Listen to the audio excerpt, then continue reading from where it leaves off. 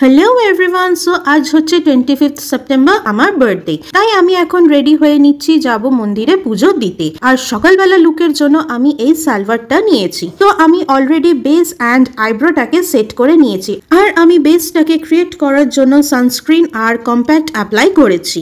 এবার আমি ব্লু কাজল দিয়ে লোয়ার ল্যাশের পর অ্যাপ্লাই করে নেব, আর ওই সেম ব্লু কাজল দিয়েই আপার আইলিডের পর অ্যাপ্লাই করে একটু স্মাজড করে নেব ফর আ লাইট স্মোকি আইজ। আর এই আই লুকটাকে কমপ্লিট করার জন্য আমি মাস্কারাটাকে অ্যাপ্লাই করে নেব।